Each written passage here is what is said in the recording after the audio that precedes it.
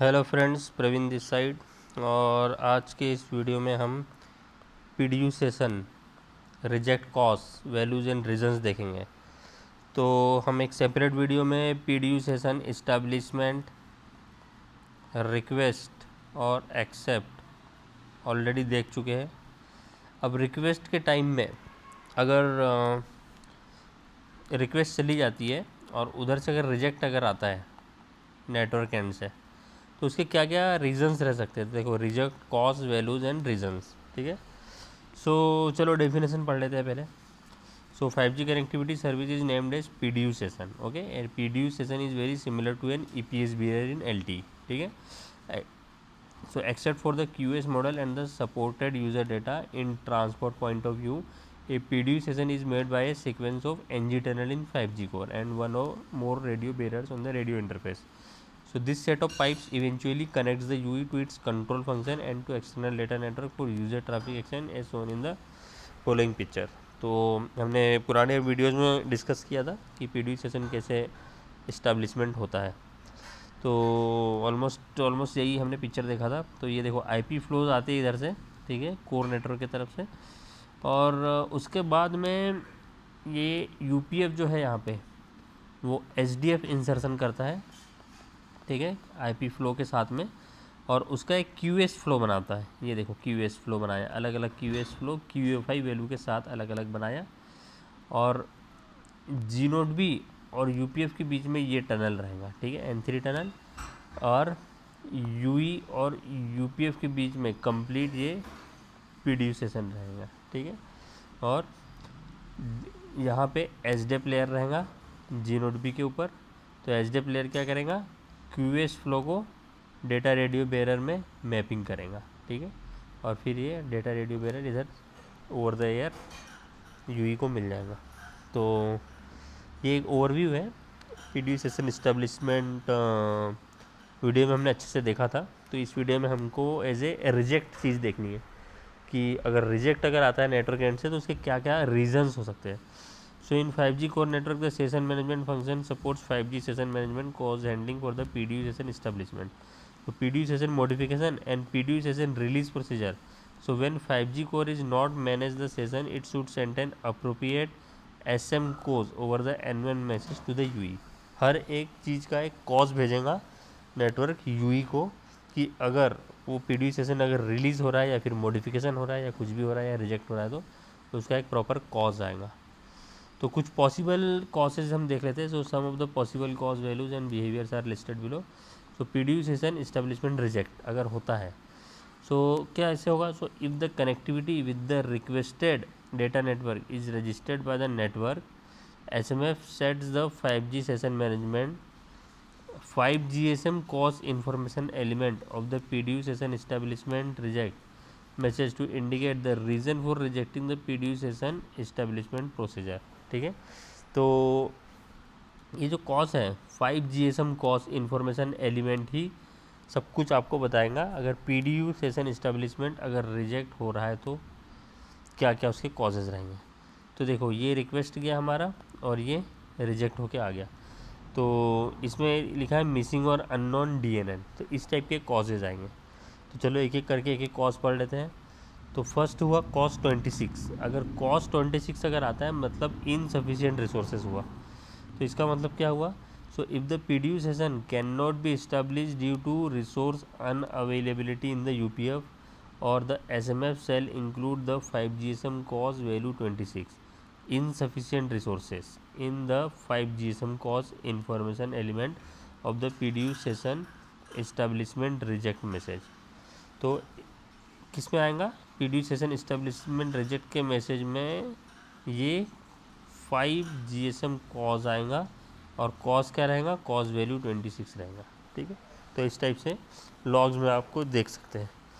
फिर क्या है, the SMF includes this cause when it receives N2 SM info type with PDU response setup file along with any of the following N2 causes। और ये वाले causes भी हो सकते हैं। तो radio network, radio resources not available, radio network में failure in the radio interface procedure, miscellaneous में not enough user plane processing resources. तो इस टाइप से कॉसेज आ सकते हैं। और भी हम कॉसेज देखते हैं अब धीरे धीरे।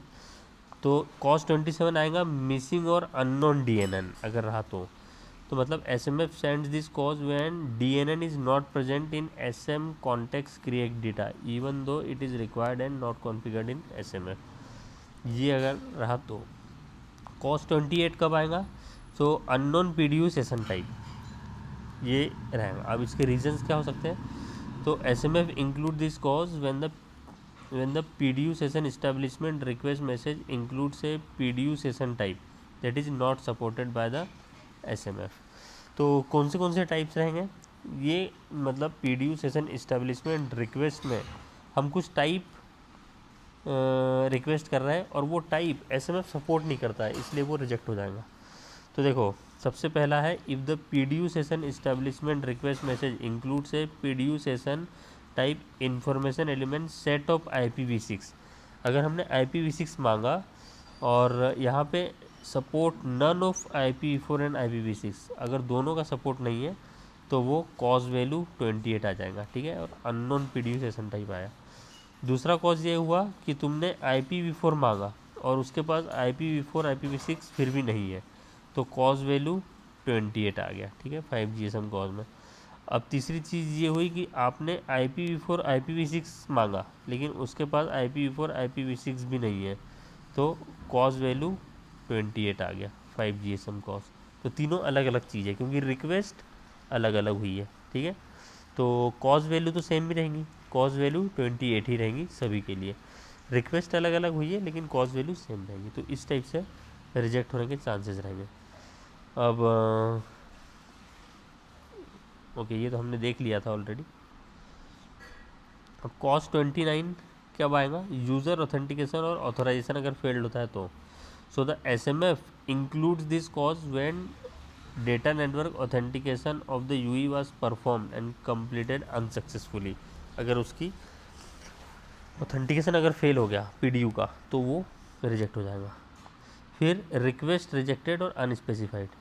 सो if the request received type is initial emergency request and there is already another emergency PDU session for the UE, so the SMF shall reject the PDU session establishment request message with 5GSM cause 31 and request rejected, unspecified or released locally the existing emergency PDU session and proceed the new PDU session establishment request message, ठीक है।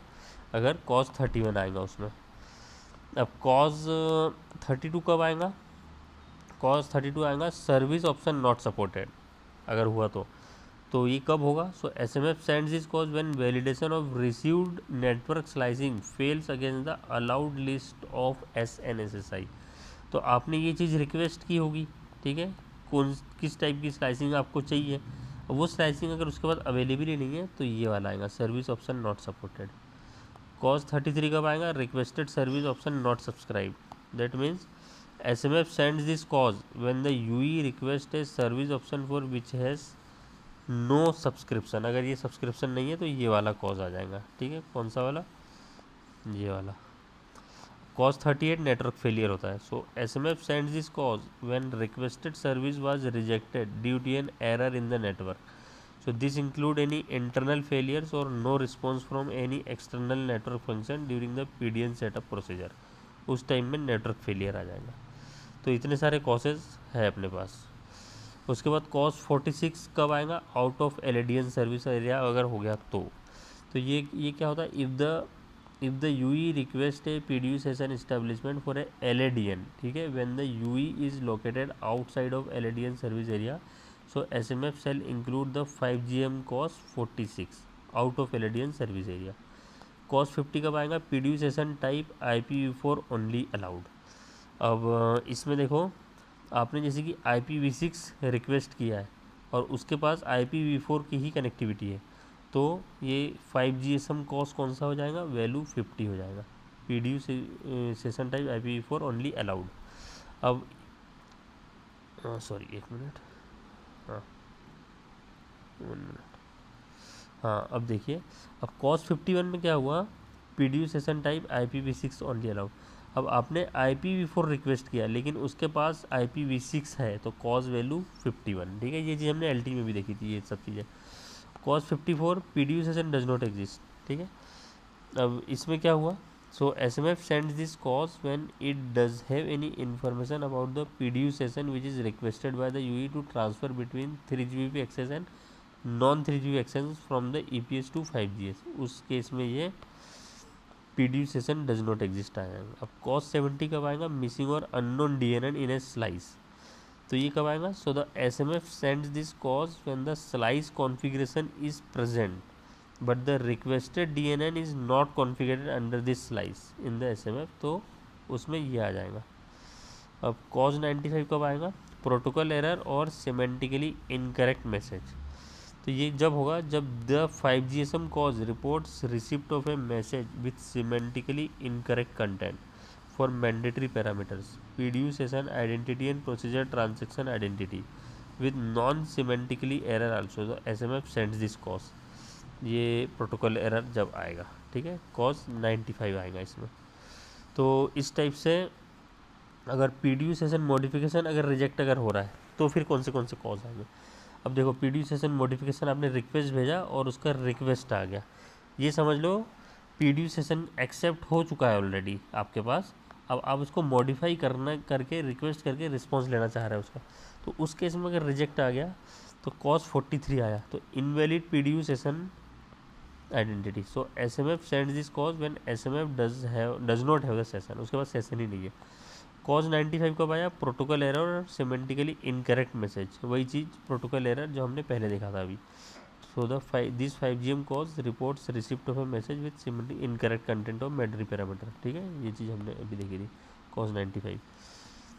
उसके बाद में PDU session release अगर reject आ गया, तो देखो PDU session release request आपने किया लेकिन हम PDU सेशन को रिलीज़ ही नहीं कर पाया आप, ठीक है, तो उसमें कौन से कॉज हुए, तो उसमें कॉज 43 और कॉज 95। सो कॉज 43 क्या बोलता है, invalid PDU session identity, that means the SMF support sends cause when SMF does not have the session, उसके पास कोई सेशन ही नहीं है तो रिलीज़ क्या करेगा आप। अब कॉज 95 में प्रोटोकॉल एरर और सिमेंटिकली इनकरेक्ट मैसेज, इसमें भी कॉज 95 आएगा। तो कॉज 95 इसमें भी रिपीट हुआ है, PDU सेशन रिलीज रिजेक्ट में भी। कॉज 95 इसमें भी रिजेक्ट हुआ है, PDU सेशन मॉडिफिकेशन रिजेक्ट में भी। और कॉज 95 यहाँ पे भी रिजेक्ट हुआ है जब PDU सेशन में रिजेक्ट आपने कहा था जब। तो देखो इतने सारे कॉजेज़ हैं, इसमें से आप अगर कुछ आधे भी अगर याद रखोगे ना तो काफ़ी है, लेकिन ये बहुत इंपॉर्टेंट चीज़ है, इसको याद रखना बहुत ज़रूरी है क्योंकि ये पूछते हैं बेसिकली कि PDU सेशन अगर रिजेक्ट हो रहा है तो किस किस रीज़न से हो रहा है। तो ये इसमें से आप अगर 4-5 याद रखिए ताकि हम बता सकें। चलो, will see you in the next video.